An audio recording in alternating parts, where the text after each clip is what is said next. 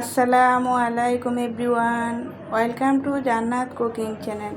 আজকে আমি আপনাদের সাথে শেয়ার করব সুজি আর ময়দা দিয়ে খুবই সুস্বাদু একটি পিঠা রেসিপি। আশা করছি সকলের কাছে অনেক বেশি ভালো লাগবে। এই পিঠাটি একবার খেলে আপনি মন চাইবে বারবার এই পিঠাটি তৈরি করতে।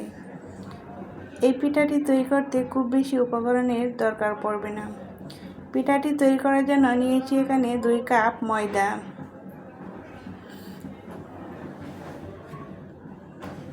দিয়ে দিচ্ছি হাফ চামচ লবণ, এখন দিয়ে দিচ্ছি কুসুম গরম পানি। কুসুম গরম পানি দিয়ে ডো তৈরি করে নেব। চেষ্টা করবেন কুসুম গরম পানি অথবা কুসুম গরম দুধ দিয়ে ডোটা তৈরি করে নিতে। এখন দিয়ে দিচ্ছি 2 টেবিল চামচ রান্না করা রেগুলার তেল। তেল দিয়ে ডোটা খুব ভালো করে মথে নিতে হবে। খুব ভালো করে মথে নিলে দেখবেন আপনার মিক্সিং বলে অথবা হাতে কোনোটাতেই লেগে আসবে না, তখনই খুব সুন্দর করে ডোটা তৈরি করা যাবে। এখন ডোটা খুব সুন্দর করে তৈরি করে নিয়েছি। এখন হাতের সাহায্যে আমি গোল শেপ দিয়ে নিচ্ছি।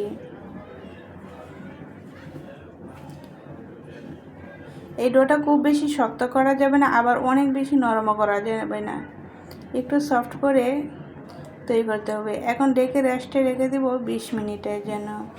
পুর তৈরি করার জন্য নিয়েছি হাফ কাপ সুজি, দিয়ে দিচ্ছি হাফ কাপ পানি, দিয়ে দিচ্ছি 2টি এলাচ,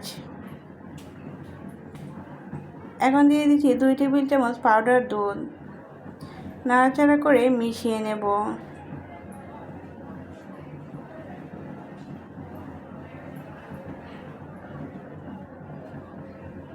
চুলার আঁচটা কিন্তু লো আর মিডিয়ামের মাঝামাঝি রেখে পুরটা রান্না করে নিতে হবে। দিয়ে দিচ্ছি হাফ চামচ লবণ,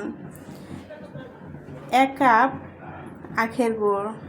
আমি গুড়টা খুব সুন্দর করে গ্রেট করে নিয়েছি যাতে খুব তাড়াতাড়ি গলে যায়। এখন সবগুলো উপকরণ খুব সুন্দর করে মিশিয়ে নিচ্ছি। দিয়ে দিচ্ছি 2-3 ফোঁটা ফ্রুটস কালার, আপনারা চাইলে নাও দিতে পারেন, আমি সুন্দরের জন্য দিয়েছি। আর ফ্রুটস কালারটা খুবই সামান্য পরিমাণে দিতে হবে, যেহেতু আমার ফ্রুটস কালারটা অনেক বেশি বাড়ি, তাই খুবই সামান্য দিলেই হয়ে যায়। এখন নাড়াচাড়া করে মিশিয়ে নিচ্ছি। দিয়ে দিচ্ছি কাজু বাদাম 1 টেবিল চামচ। কাজু বাদামগুলো আমি খুব সুন্দর করে কুচি কুচি করে কেটে নিয়েছি। এখন দিয়ে দিচ্ছি 1/3 কাপ নারিকেল কোড়া। নারিকেল কোড়াটা যত বেশি দিবেন খেতে আরও বেশি ভালো লাগবে। এখন খুব সুন্দর করে মিশিয়ে রান্নাটা করে নেব। আর এই পুরটা একটু শক্ত করে তৈরি করে নিতে হবে। এই যে দেখতেই পাচ্ছেন আমার পুরটা কীরকম শক্ত হয়েছে। এখন আমি পুরটা ঠান্ডা করে নিয়েছি চুলা থেকে নামিয়ে। আর এরকম সফট হতে হবে, অনেক বেশি শক্ত করা যাবে না, আবার অনেক বেশি নরম হয়ে গেলে সাথে অল্প একটু ময়দা মিশিয়ে পুরটা শক্ত করে নিতে পারেন। এখন পুরটা আমি গোল শেপ দিয়ে নিচ্ছি। পুরটা খুব সুন্দর করে গোল শেপ দিয়ে নিতে হবে, একটা বলের মতো তৈরি করে নিতে হবে। এই যে দেখেন এরকম হচ্ছে। এখন আমার রেস্টে রেখে দেওয়া ডোটা আরও অনেক বেশি সফট হয়ে গিয়েছে। আর ডোটা এখন আর মথে নেওয়ার কোনো প্রয়োজন নেই। ডোটা আগেই আমি গোল শেপ দিয়ে রেখেছিলাম, তাই এখন আমি ডোটা একটা মোটা রুটি তৈরি করে নেব হাতে চেপে চেপে। চাইলে আপনারা বেলুনির সাহায্যেও বেলে নিতে পারেন।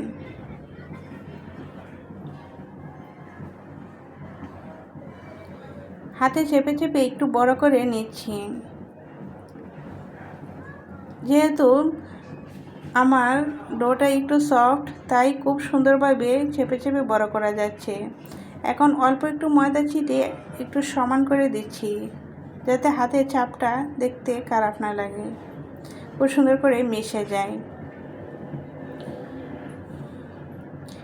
এখন পুরটা আমি রুটির মাঝ বরাবর দিয়ে সম্পূর্ণ রুটিটা একবারে মুখটা সিল করে দিচ্ছি।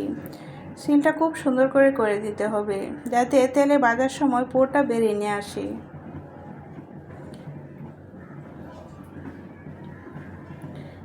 দেখতেই পাচ্ছেন আমি কিভাবে করে নিচ্ছি, একটু দেখলেই বুঝতে পারবেন। এই কাজটা একবারই সহজ, কিন্তু দেখলেই একটু বুঝতে পারবেন। এই চেপে চেপে আমি মুখটা খুব সুন্দর করে সিল করে নিয়েছি। এখন পিঠাটা খুব সুন্দর করে সিল করে হাতে চেপে চেপে একটু বড় করে নেব। যে দিক দিয়ে সিল করেছিলেন ওই পাশ দিয়ে একটু বড় করে নিতে হবে বেলনার সাহায্যে, না হলে ভাজার পর খেতে ভালো লাগবে না। উল্টিয়ে আবারও একটু বেলে নেব। দুই পিঠ দিয়ে কিন্তু খুব সুন্দর করে বেলে নিতে হবে।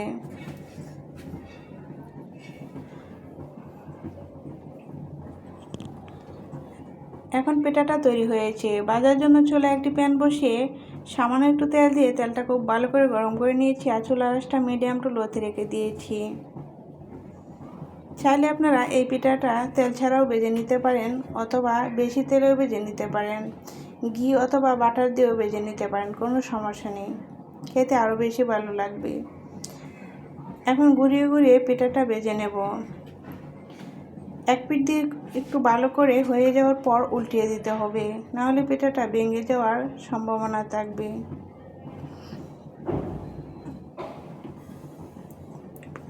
এখন আমি দুটি চামচের সাহায্যে খুব সুন্দর করে পিঠাটা উল্টিয়ে দিচ্ছি। পিঠাটা উল্টানোর সময় খুব সাবধানে উল্টিয়ে দিতে হবে, না হলে আপনার গায়ে তেলও ছিটে আসতে পারে। এখন পিঠাটা উল্টিয়ে আমি আবারও ঘুরিয়ে ঘুরিয়ে পিঠাটা ভেজে নিচ্ছি। যেহেতু আমি এখানে কম তেল দিয়েছি, তাই পিঠাটা একটু ঘুরিয়ে ঘুরিয়ে ভেজে নিতে হবে, না হলে কিন্তু পিঠাটা দেখবেন এক পাশ দিয়ে কালার বেশি আসবে, অন্য পাশ দিয়ে কালার কম আসবে, দেখতে ভালো লাগবে না। এখন আমার পিঠাটা প্রায় হয়ে এসেছে। আবারও একবার উল্টিয়ে দিয়েছি আর পিঠাটা দুই পিঠ দিয়ে খুব সুন্দর হয়েছে। এখন আমার পিঠাটা খুব সুন্দরভাবে ভাজা হয়েছে। তেল জড়িয়ে চুলা থেকে নামিয়ে নিচ্ছি। দেখেন পিঠাটা কত সুন্দর হয়েছে, কালারটাও খুব সুন্দর এসেছে আর পিঠাটা দুই পিঠ দিয়ে খুবই সুন্দর হয়েছে। এখন আমি পিঠাটা কেটে দেখাচ্ছি আপনাদেরকে, দেখতে কীরকম হয়েছে।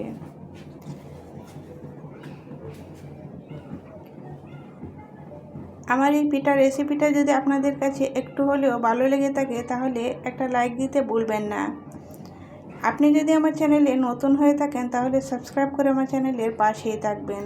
পেজ থেকে দেখে থাকলে পেজটা ফলো করে রাখবেন। আর দেখেন পিঠাগুলো কত বেশি সুন্দর হয়েছে, ভিতরের পুরটাও খুব সুন্দর দেখা যাচ্ছে।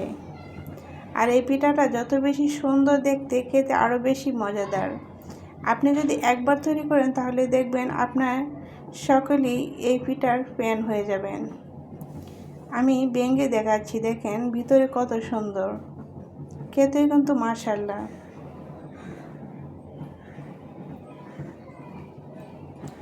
আজ এই পর্যন্তই। সকলের সুস্থ কামনা করে বিদায় নিচ্ছি। আল্লাহ হাফেজ।